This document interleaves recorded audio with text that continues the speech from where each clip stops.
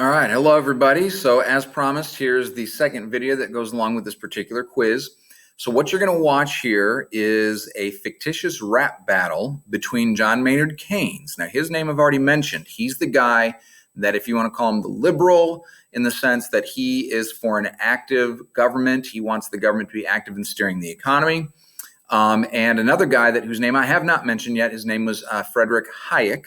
Hayek is the one that represents the classical approach. And remember, the classical approach is what you just learned about, where the government kind of keeps their hands off, and we talked about the pros and cons of each. So what this is a fictitious rap battle between the two of them. And I know you're probably saying to yourself, Mers, that sounds ridiculously cheesy. It's actually extremely well done.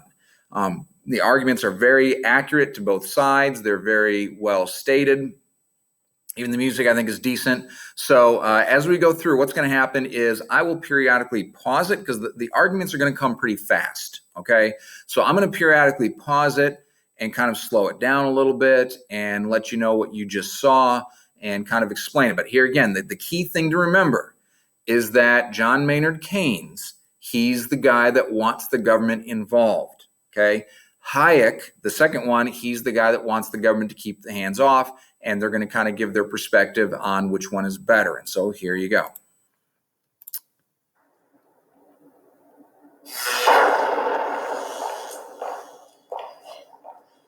Lord Keynes, welcome, sir. It's a pleasure.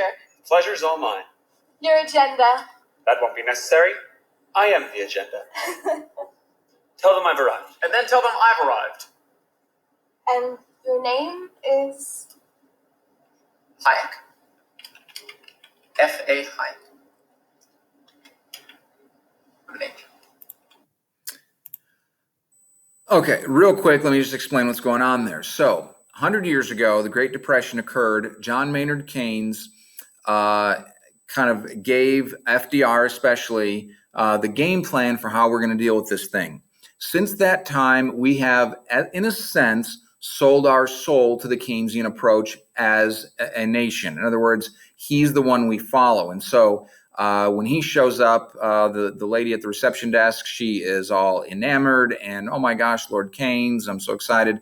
The other guy, Friedrich Hayek, she's kind of like, who are you? You know, Friedrich Hayek, he's the one nobody knows about anymore. He gets ignored. And so that's just a little bit of a play there where they're showing that Keynes is, again, very highly regarded. We've kind of sold our soul to him, whereas Hayek, on the other hand, he's kind of like, who are you? You're nobody.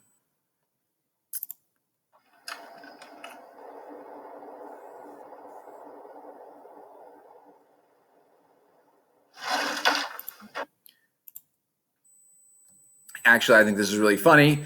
In the hotel drawer, instead of a Bible, there's a copy of Keynes' book on macroeconomic theory, which is just really funny if you like economic humor. Most of you probably do not, though, so we'll get back to it.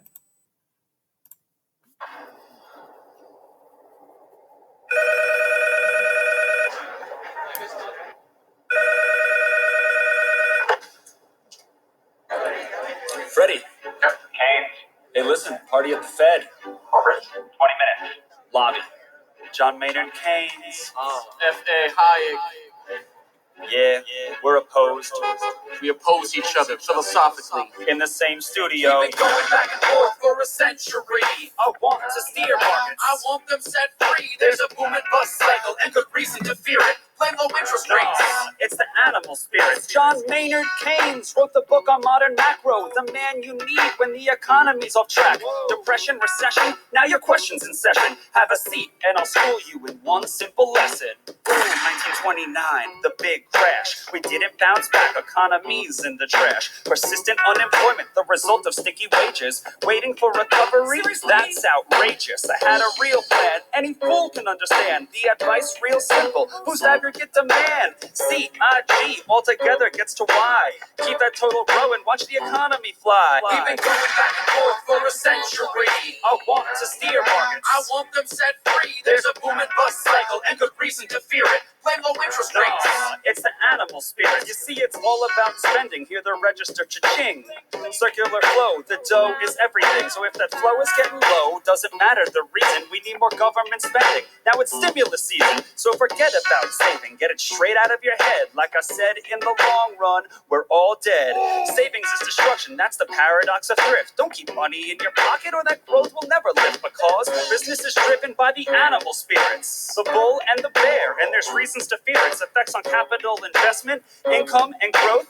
That's why the state should fill the gap with stimulus, both the monetary and the fiscal. They're equally correct. Public works, digging ditches, war has the same effect. Even a broken window helps the glass man have some wealth. The multiplier driving higher the economy's health. And if the central bank's interest rate policy tanks, a liquidity trap, that new money stuck in the banks, deficits could be the cure you've been looking for.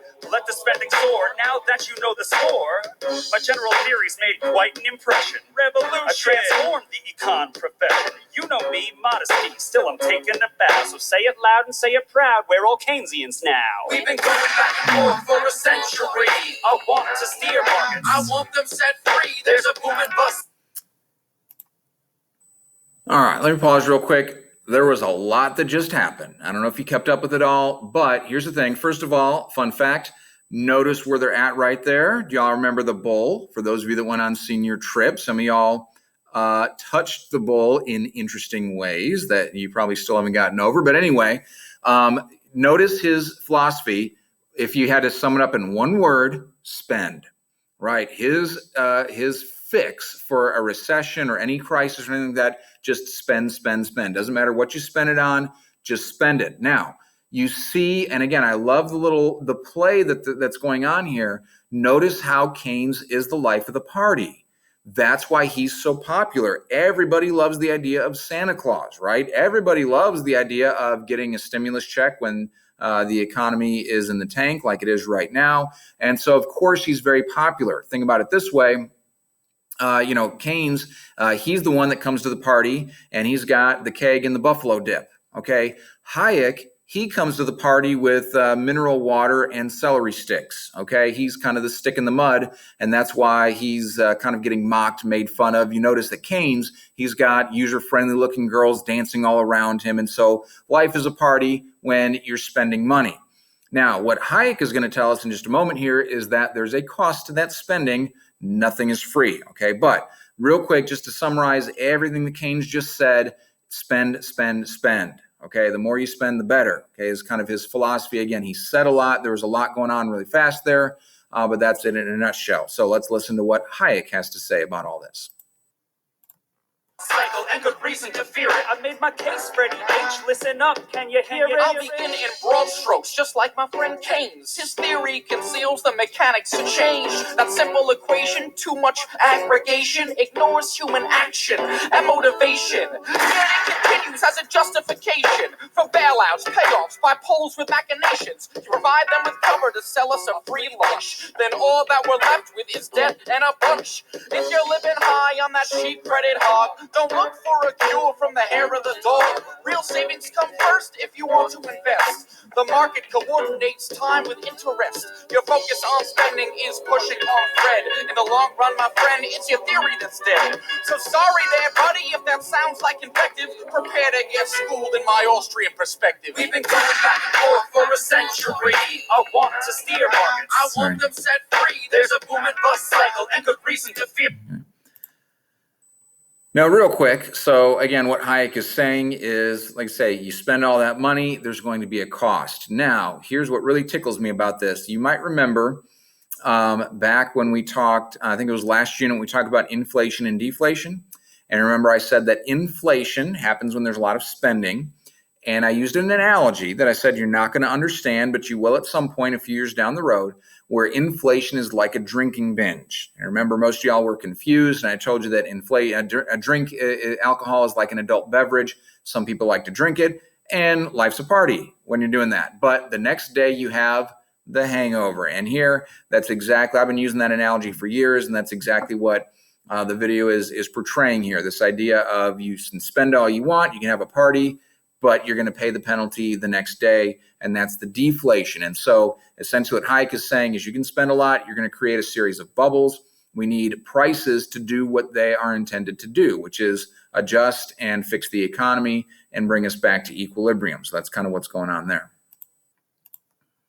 Play low interest No, rates. it's the animal spirit. The place you should study isn't the bust, it's the boom that should make you feel leery. That's the thrust of my theory. The capital structure is key. Malinvestments wreck the economy. The boom gets started with an expansion of credit. The Fed sets rates low. Are you starting to get it? That new money is confused for real loanable funds, but it's just inflation that's driving the ones who invest in new projects like housing construction. The boom plants the seeds for its future destruction.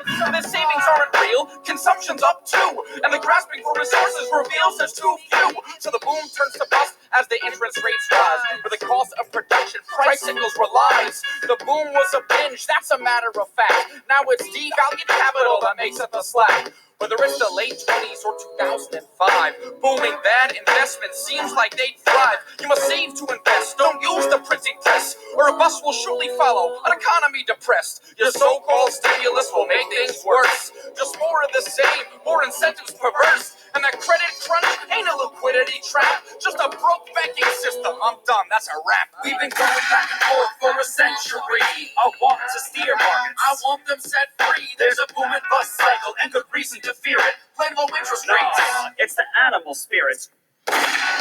The ideas of economists and political philosophers, both when they are right and when they are wrong, are more powerful than is commonly understood. Indeed, the world is ruled by little else. Practical men who believe themselves to be quite exempt from any intellectual influence are usually the slaves of some defunct economist. The curious task of economics is to demonstrate to men how little they really know about what they imagine they can decide. They've been going back and forth for a century. All right, so there you have it, fictitious Keynes and Hayek. So if you, again, there's a lot going on. They come rapid fire with those arguments, but you kind of get the idea. Again, Keynes is the spend, spend, spend. You use the government. Hayek is saying, no, let's be reasonable. Let's let the economy fix itself. That spending comes with a cost, this and that. If you want to watch again, just go to YouTube and look up the Keynes versus Hayek rap battle. There's actually a part 2, which I'm not going to have you watch, but if you're really interested, in some ways, I kind of like it better. This is a great overview of their perspectives. The second part really dives into the Great Depression, which is what we're talking about in class coming up soon here. And what ended the Great Depression? Did FDR's policies work? Did they not work? What was really effective? And so it really is a good one. You know, if you want to look at that on your own, just put Keynes versus Hayek. It'll be part 2. So anyway, I hope you got something out of that. I know, like I said, it's a lot going on there. Hopefully I was able to simplify it a little bit, but that's kind of the debate, which is has gone on for centuries and is going to go on until Jesus comes back about what is the appropriate role for government in the economy. So there you go. Use that to take the quiz. Hopefully that helped you out. And as always, if you have any questions, let me know. Otherwise, we'll see you next time.